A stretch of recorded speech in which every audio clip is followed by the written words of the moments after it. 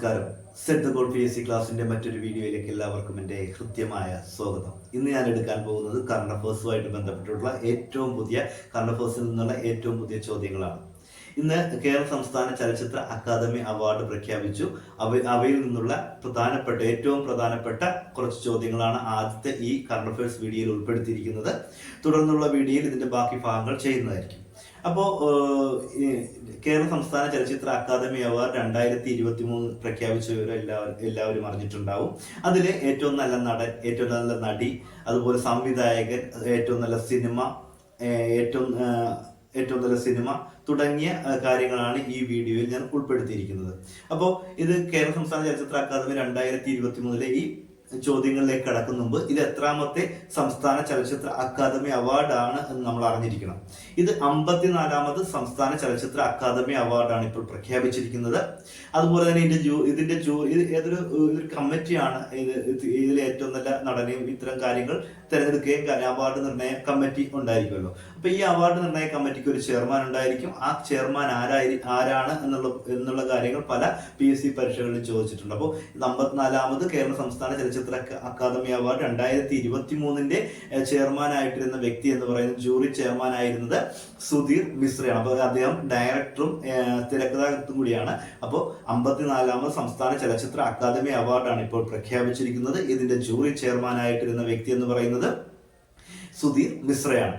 ഇനി അടുത്ത ചോദ്യം എന്ന് പറയുന്നത് നമുക്ക് ഏറെ ആകാംക്ഷയുള്ളതും ഏറ്റവും കൂടുതൽ അറിയാൻ താല്പര്യമുള്ള ഒരു കാര്യം എന്ന് പറയുന്നത് ഏറ്റവും നല്ല നടൻ 2023 സിനിമകളിൽ ഏറ്റവും നല്ല നടനായിട്ട് തിരഞ്ഞെടുക്കപ്പെട്ട വ്യക്തി ആര് എന്നുള്ളതായിരിക്കും എല്ലാവരുടെയും അറിയാനുള്ള ആഗ്രഹം. അത് വേറെ ആരുമല്ല, നമ്മുടെ യുവനടനും സംവിധായകനും ഗായകനും കൂടിയായിട്ടുള്ള പൃഥ്വിരാജ് സുകുമാരനാണ് ഏറ്റവും നല്ല നടനായിട്ട് 2023 54ാമത് സംസ്ഥാന ചലച്ചിത്ര അക്കാദമി അവാർഡ് ജേതാവ്.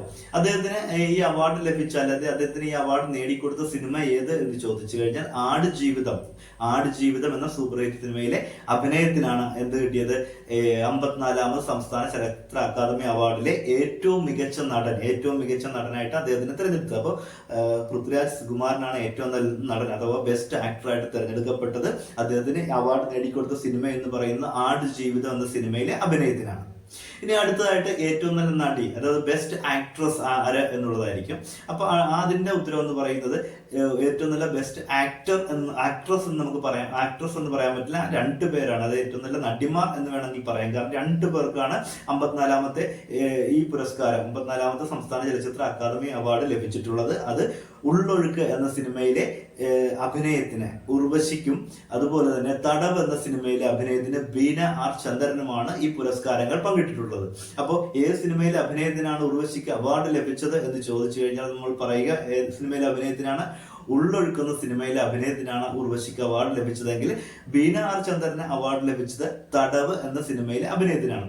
എന്നാൽ ഇതിലൊരു ഈ 2 അവാർഡ് ഇവർക്ക് തമ്മിലുള്ള ഒരു പ്രത്യേകത എന്ന് പറയുന്നത് ഉർവശിയെ സംബന്ധിച്ച് അവർക്ക് നിരവധി അവാർഡുകൾ, അത് ഏകദേശം 6ാമത്തെ അവാർഡാണ്, 6ാമത്തെ സംസ്ഥാന ചലച്ചിത്ര അക്കാദമി അവാർഡാണ് ഉർവശിക്ക് കിട്ടുന്നതെങ്കിൽ ആദ്യമായിട്ടാണ് ബീന ആർ ചന്ദ്രനെ സംസ്ഥാന ചലച്ചിത്ര അക്കാദമി അവാർഡ് തിരഞ്ഞെടുക്കപ്പെടുന്നത്.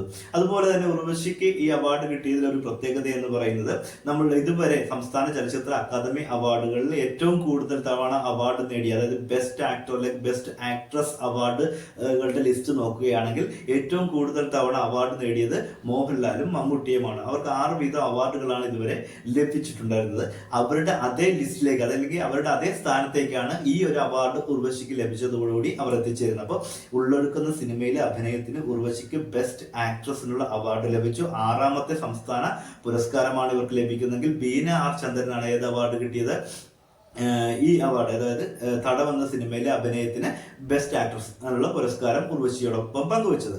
ഇനി അടുത്തതെന്ന് പറയുന്നത് ഏറ്റവും നല്ല സംവിധായകൻ ആര് എന്നുള്ളതായിരിക്കും നമുക്കുള്ള ചോദ്യം. അപ്പൊ ഏറ്റവും നല്ല സംവിധായകനായിട്ട് തിരഞ്ഞെടുക്കപ്പെട്ടത് ആടുജീവിതം എന്ന സിനിമ, ആ സൂപ്പർ ഹിറ്റ് സിനിമ സംവിധാനം ചെയ്ത ബ്ലസ്സിക്കാണ് ഏറ്റവും നല്ല സംവിധായകനുള്ള അവാർഡ് ലഭിച്ചത്. അപ്പൊ ഏറ്റവും മികച്ച സംവിധായകനുള്ള അവാർഡ് നേടിയത് ആര് എന്ന് ചോദിച്ചു കഴിഞ്ഞാൽ ഈ 54ാമത്തെ, അതായത് 2023 കേരള സംസ്ഥാന ചലച്ചിത്ര അക്കാദമി അവാർഡ് 54ാമത്തെ ഈ അവാർഡ് ലഭിച്ചത് ആർക്ക് എന്ന് ചോദിച്ചു കഴിഞ്ഞാൽ ബ്ലസ്സിക്കാണ്. ബ്ലസ്സിയുടെ ആടുജീവിതം എന്ന സിനിമയിലെ സംവിധാന മികവിനാണ് അദ്ദേഹത്തിന് ഈ പുരസ്കാരം നേടിക്കൊടുത്തത്.